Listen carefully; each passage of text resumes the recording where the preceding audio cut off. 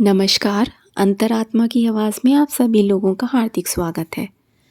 आज मैं आपके साथ एक ऐसा एक्सपीरियंस शेयर करने जा रही हूँ, जो कि हर शिव भक्त का एक बहुत ही सुंदर अनुभव होता है और उसका ये सपना होता है कि वो लाइफ में एक ना एक दिन अमरनाथ यात्रा ज़रूर करे। और जब वो सपना पूरा होता है और उस यात्रा के दौरान जो आपको एक शिव भक्त को शिव जी की अनुभूति और जो उनका एहसास होता है वो इतना सुंदर होता है कि शायद जीवन की हर वो खुशी उसके सामने फीकी होती है। आज यही एक अनुभव मैं आपके साथ शेयर करना चाहती हूँ कि जब मैंने ये अमरनाथ यात्रा करी तो कैसे हुई मेरी यात्रा, कैसे बाबा ने मेरा हाथ पकड़कर वो यात्रा कराई। वरना यकीन मानिए किसी इंसान के तो बस में ही नहीं है, वो एक साधारण इंसान के बस में यात्रा करना है ही नहीं, वो सिर्फ बाबा ही करा सकते हैं।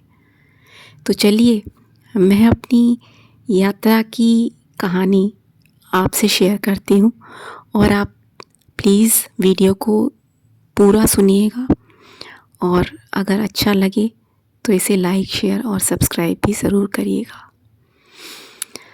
एक दिन मैंने अप्रैल में ही मेरे मन में विचार आया। मेरे बचपन से ही सपना था कि मैं अमरनाथ यात्रा करूं। मतलब जब से मैंने इस यात्रा के बारे में सुना तो मेरा सपना था कि मैं अमरनाथ यात्रा करूं। तो एक दिन अप्रैल में एकदम से मुझे सुबह उठते ही ये एहसास हुआ कि अगर मैंने आज या अब यात्रा नहीं की तो शायद मेरी यात्रा पता नहीं कभी नहीं हो पाएगी, क्योंकि अब जो स्टेमिना है, हो सकता है आज से 5 साल बाद, 10 साल बाद मुझ में वो स्टेमिना, वो शक्ति वो ना रहे। मेरे अंदर जो इतनी क्यूरियोसिटी है किसी चीज़ को पाने की, वो ना रहे।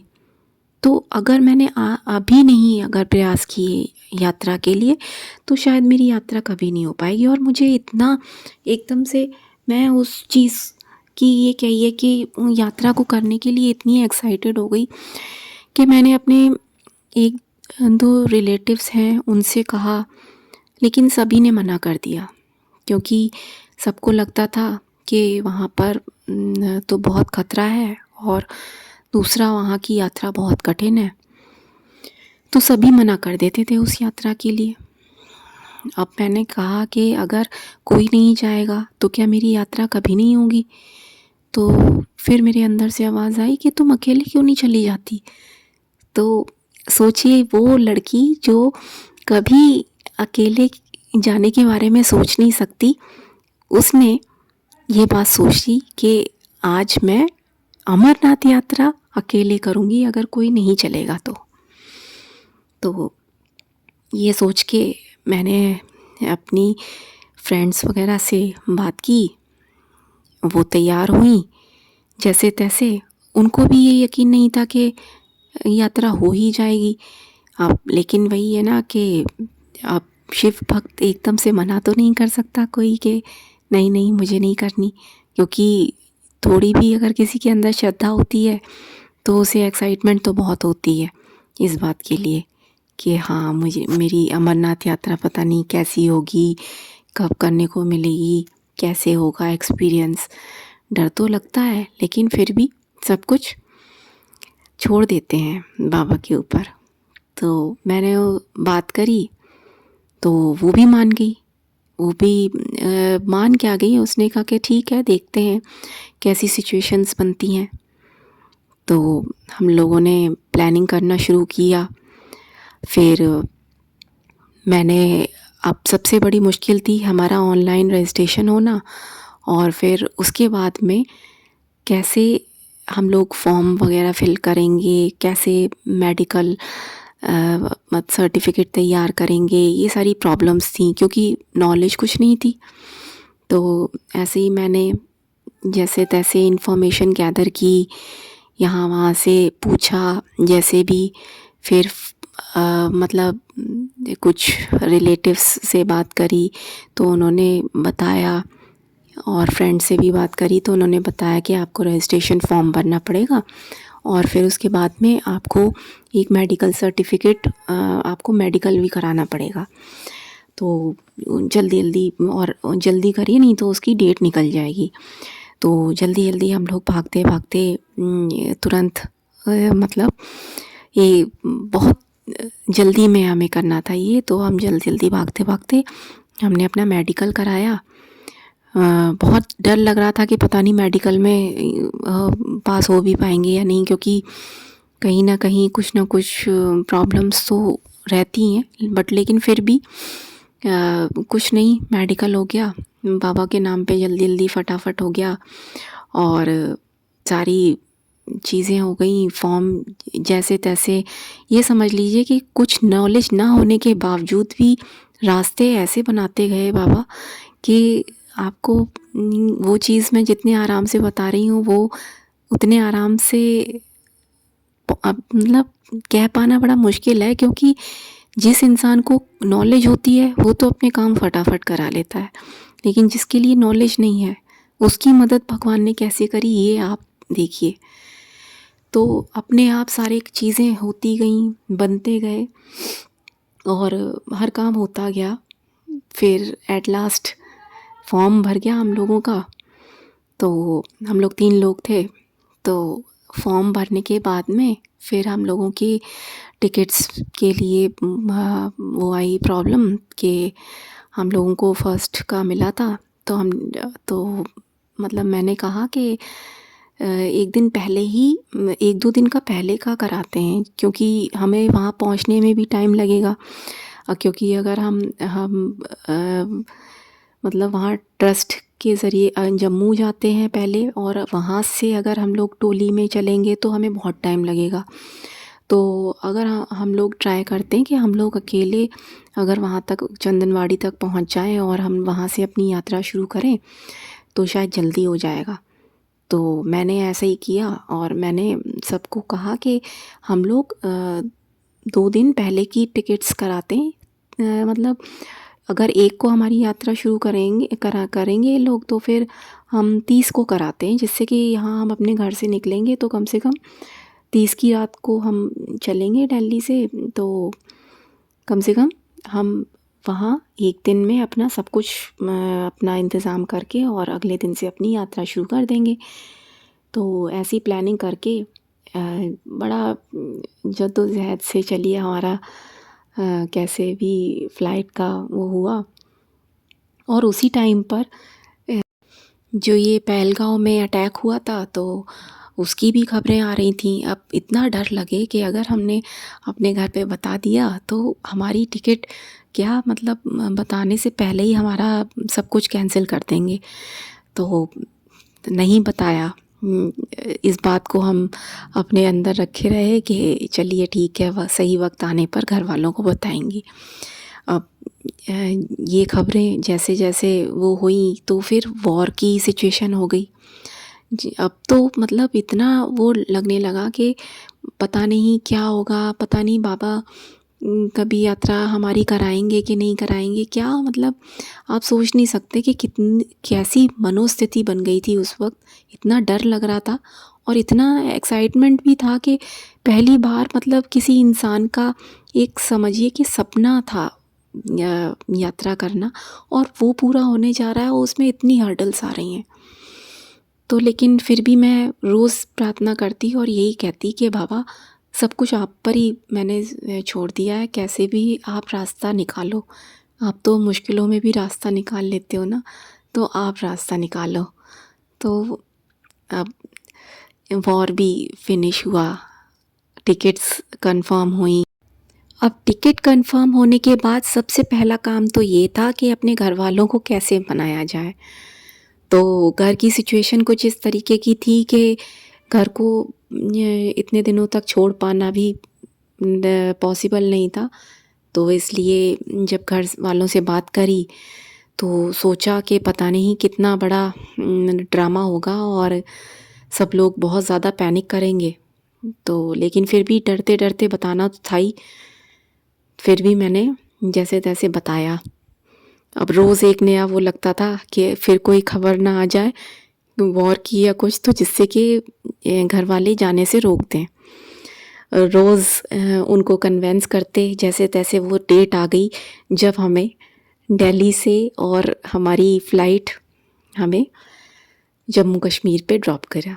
फिर हम जब वहाँ जम्मू कश्मीर पहुँचे तो वहाँ कुछ लोगों से बात करी, ये कैसा एटमॉस्फेयर है, तो सब ने कहा कि कुछ नहीं, सब बढ़िया है। सब ने मोटिवेट किया कि हो जाएगा। तो हम लोगों ने अपनी टैक्सी पकड़ी और शेयरिंग टैक्सी करके हम लोग पहलगाँव वाले रूट पर जा ही रहे थे कि रास्ते में हम लोगों की जो गाड़ी है वो पुलिस वालों ने पकड़ ली। वहाँ के जो भी लोकल पुलिस थी और कहने लगे कि आपका वहाँ पर पहलगाँव में होटल बुक है तो आप जा सकते हैं, वरना नहीं। और बहुत देर तक तो उन्होंने हमें वहाँ खड़े कर रखा था और मतलब जाने ही नहीं दे रहे थे। आप ये समझ लीजिए कि वो सिचुएशन इतनी अजीब थी। कह रहे कि यात्रा तो कैंसिल हो गई है। अब इतना मतलब ये समझ लीजिए उस सिचुएशन में कि इतने पसीने पसीने हो रहे थे हम कि ये समझ में नहीं आ रहा था कि क्या क्या रास्ता है।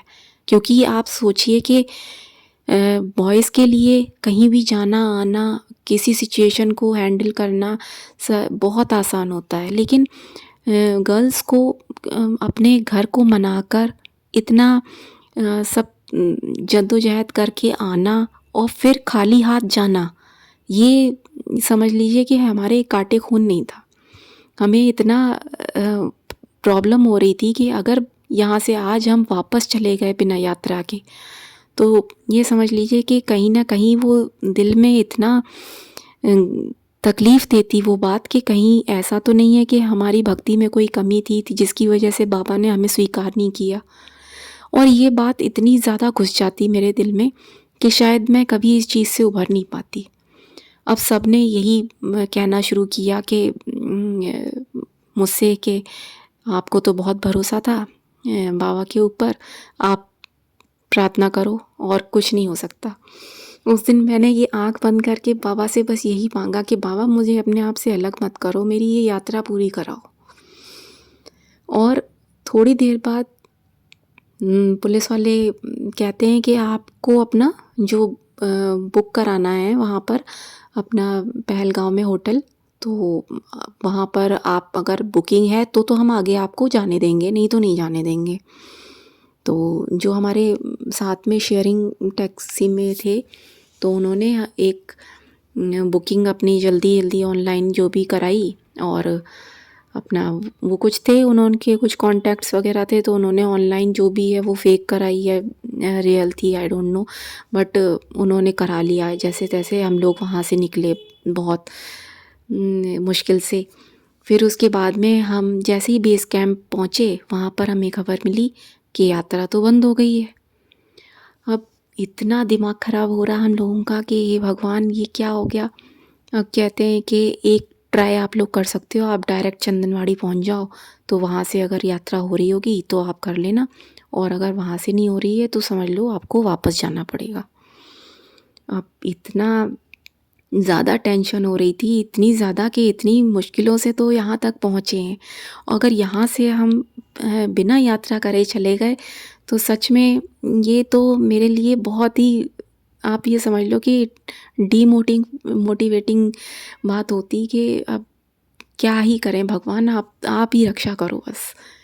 तो जैसे हम वहाँ पर चंदनवाड़ी में पहुँचे वैसे ही वहाँ पर लोगों ने फटाफट, देखिए हम डरते डरते जा रहे थे लेकिन फिर भी वहाँ की जो सिक्योरिटी थी हम लोगों को जल्दी जल्दी उन्होंने जो भी डॉक्यूमेंट ज़रूरी थे, हमारा आइडेंटिफिकेशन वगैरह सब कुछ किया और हमें जल्दी जल्दी मूव ऑन करा दिया कि आप चलिए पास हो जाइए जल्दी, आज के बाद आपके बाद जो लोग आएंगे उन्हें वापस कर दिया जाएगा, क्योंकि यात्रा तो 2 दिन पहले ही बंद हो गई है। सोचिए हम लोग रिज़र्वेशन पहले करा के आए हैं, अगर हम उसी डेट का रिज़र्वेशन कराते जिस दिन यात्रा का हमारा वो था तो क्या होता, उस दिन हमें खाली हाथ ही जाना पड़ता क्योंकि यात्रा बंद हो गई थी और हमने ये बात पढ़ी नहीं थी न्यूज़पेपर में कि यात्रा बंद हो चुकी है। क्योंकि जब हम लोग शायद फ़्लाइट में होंगे तभी उस दिन ये बात निकली होगी न्यूज़पेपर में कि हाँ भाई यात्रा बंद हो चुकी है। और हम लोग तो वहाँ पहुँच गए थे। अब हमने बहुत रिक्वेस्ट किया कि आप हमें बस भेज दो, आपका बहुत बहुत शुक्रिया हम अदा करें कैसे भी कि आप हमें बस जाने दो। अब जैसे ही उस बाउंड्री से हम लोग आगे बढ़े हैं और हमारी यात्रा शुरू हुई है, दिल में इतनी खुशी हुई है कि उस खुशी का मैं आपको बखान नहीं कर सकती कि मुझे ऐसा लगा जैसे भगवान ही मेरे सामने आकर उन्होंने अपनी बाहें फैला दी हो और कहा हो कि जितना तुम्हें मेरी मुझसे मिलने का इंतज़ार है उतना इंतज़ार मुझे भी तुमसे मिलने का है। और उन्होंने सारे हमारे रास्ते खोल दिए। उसके बाद में और भी बहुत सारी चीज़ें होती हैं कि फ़िज़िकल हेल्थ होती है। आपको पता ही है कि नॉर्मली हर एक बैग तो सबके पास होगा ही, इतने दिनों के लिए जाएंगे वहाँ पर ठंड में या फिर बारिश में, कुछ भी हो सकता है, तो सामान तो हर एक के पास होता ही है। कम से कम भी आप करेंगे तो एक बैग तो सबके पास होगा। लेकिन वहाँ हालात तो ऐसे होते हैं कि आप एक बैग तो छोड़िए, एक हैंड बैग भी अपने साथ लेके जाते हैं तो आपकी सांस फूलने लगती है, ऑक्सीजन लेवल कम होता है। और चढ़ाई की पे अगर चढ़ेंगे तो फिर दिक्कत होने लगती है। तो फिर हम मेरे बहुत सब लोग ने कहा कि पिट्ठू पर आप अपना दे दो सामान।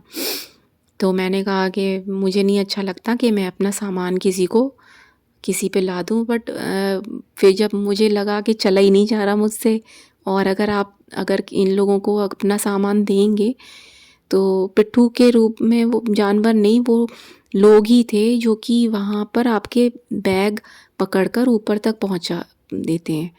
और वो लोग जो होते हैं उनको तो पहले तो मैंने कुछ देर तक तो अपना सामान नहीं दिया, क्योंकि मुझे लगता है कि मैं अपना बोझा किसी को क्यों दूँ। फिर सबने समझाया कि इनका तो ये रोज़ का काम है और इनको ये बहुत प्रैक्टिस है। उन्होंने खुद ने भी कहा कि आप तो परेशान हो जाओगी, आपसे तो चला नहीं जाएगा, लेकिन हमें तो ये प्रैक्टिस है, हमारा काम ही यही है, हमारी रोज़ी रोटी इसी से चलती है। आप नहीं करोगे तो फिर कैसे हम लोगों की यहाँ पे रोज़ी रोटी चलेगी। तो बहुत समझाने के बाद फिर मैंने भी उनको अपना बैग दे दिया। लेकिन कुछ रास्ते तक तो बैग पिट्ठू ने लिया। फिर वहाँ तय होते हैं ना, जहाँ भी पॉइंट आपके होंगे वहाँ तक वो पहुँचाएंगे। फिर उसके बाद में आपको ही करना था। अब जो मेरे साथ में जो मेरी फ्रेंड थी तो उनका अपना एक वो चल रहा था कि एक व्रत था पूरे सावन का ही, तो वो व्रत की वजह से थोड़ी वीकनेस भी हो गई थी, तो वो अपना बैग भी नहीं उठा पा रही थी। तो वो सिचुएशन भी आई जब कोई पिट्ठू नहीं मिला, तो अपना बैग तो टांगा ही, प्लस अपनी फ्रेंड का भी बैग लदवाया। तो लेकिन फिर भी बहुत खुशी हो रही थी कि चलो कम से कम हमारी यात्रा हो रही है। और रास्ते में थोड़ी बहुत तबीयत ख़राब हो रही थी किसी की, लेकिन बस डर डर भी था, लेकिन इतना बाबा पे मुझे विश्वास था कि मेरी यात्रा बाबा ही करा सकते हैं, वरना मेरे बस में तो है ही नहीं। और मैं पूरे रास्ते उनसे यही कहती जा रही थी कि भगवान इन सबको, जितने भी लोग हैं, इन सबको वो शक्ति दो, वो ताकत दो कि आपकी यात्रा पूरी कर सके।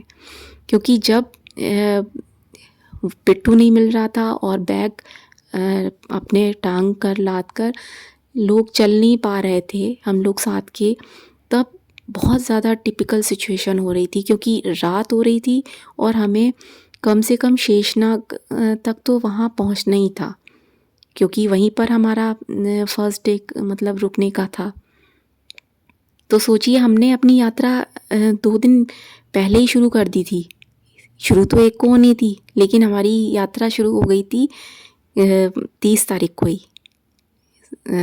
तो अब 30 तारीख को जब शुरू हो गई हमारी यात्रा, तो हमने जैसे तैसे, हमने कहा रात में कैसे कैसे हम शेषनाग तक पहुँचे। वहाँ मेरी फ्रेंड की तबीयत ख़राब होने लगी, तो यही था कि हम लोग वहाँ पर अकेले हैं और इतने दूर कैसे हम लोग मैनेज करेंगे घर वालों को, और अगर कोई किसी को कुछ हो जाता है तो जो बेचारा दूसरे की फैमिली को कैसे कोई जवाब देगा। तो ये सिचुएशन भी बड़ी अजीब होती है। आप सोचो फील करके कि हम लोग एक दूसरे के भरोसे ही गए हैं वहाँ पर, और एक दूसरे का फिर ध्यान रखना।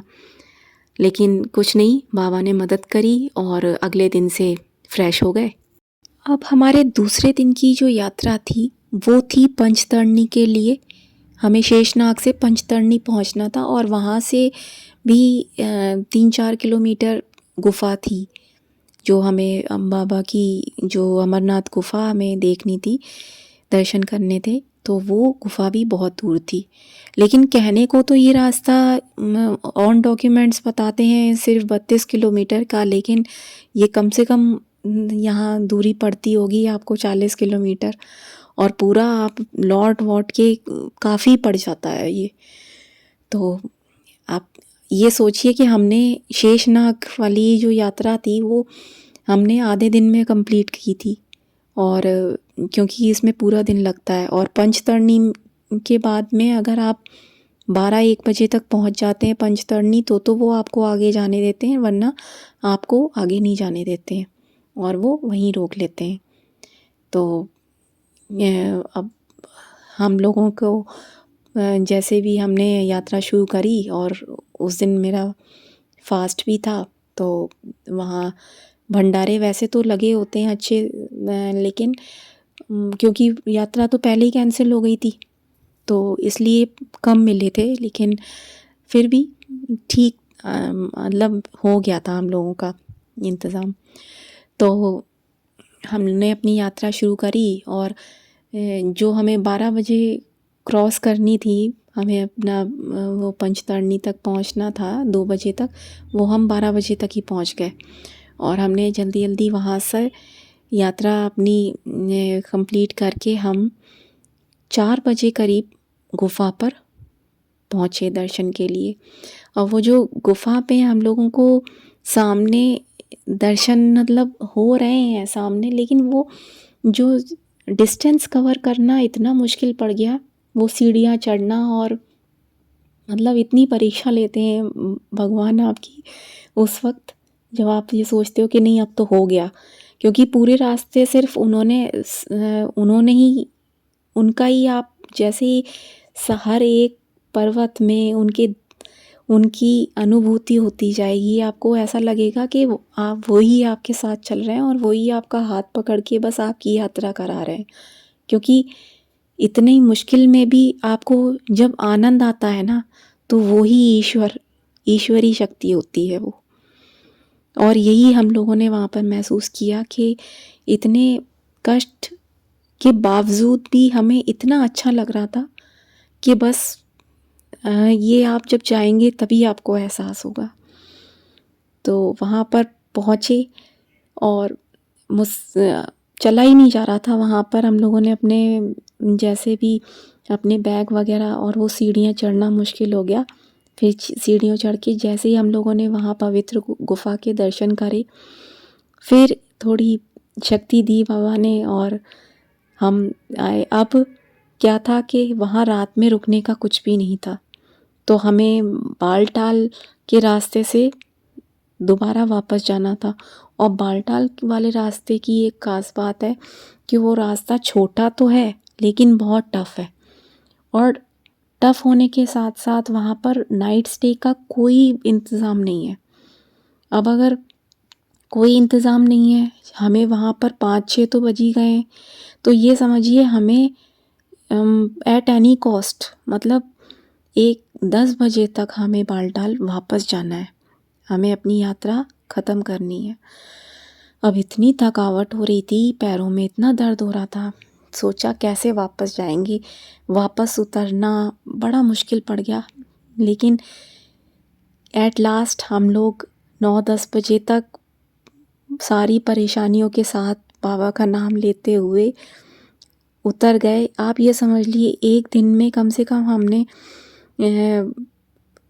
40 से 45 किलोमीटर की यात्रा करी होगी एक दिन में।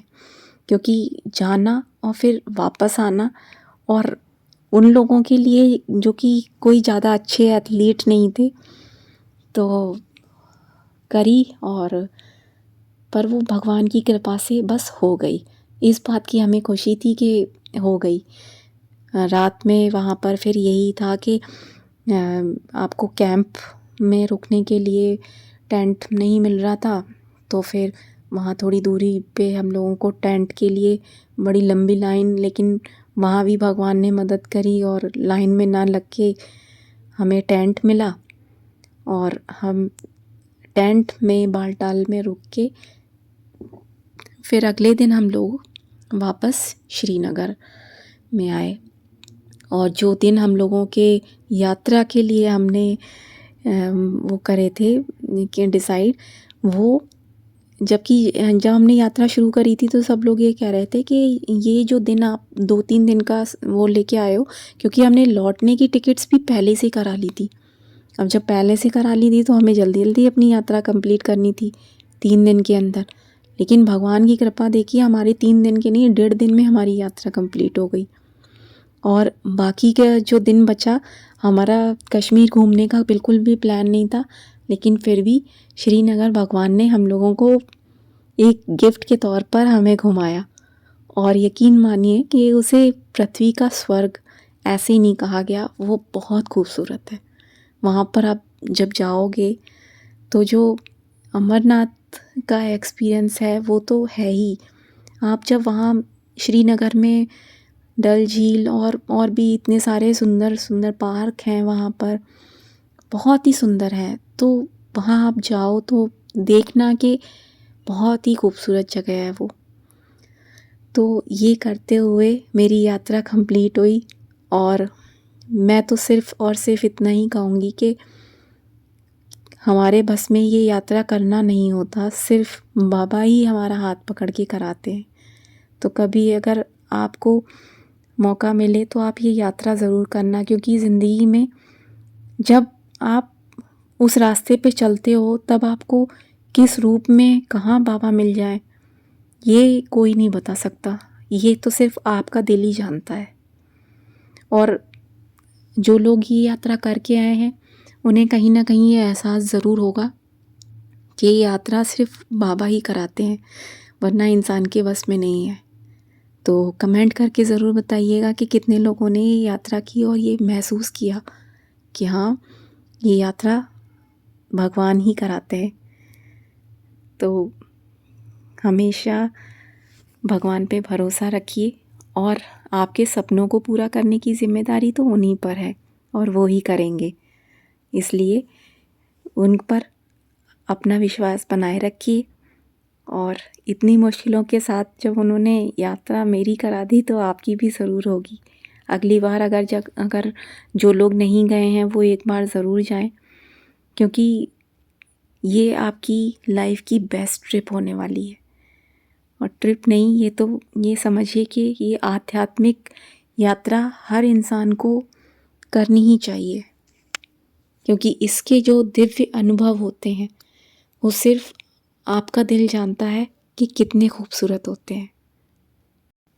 तो ये तो थी मेरी यात्रा। अगर आप लोग भी इस यात्रा के बारे में कुछ जानना चाहते हैं, या फिर आपको कोई हेल्प या गाइड की ज़रूरत है, तो आप मुझसे पूछ सकते हैं, आप मुझे कमेंट कर सकते हैं। और जो लोग ये यात्रा पर जा चुके हैं उनको कैसा एक्सपीरियंस रहा वो भी अपना एक्सपीरियंस शेयर कर सकते हैं। तो इसलिए वीडियो को लाइक, शेयर और सब्सक्राइब करना ना भूलें। हर हर महादेव।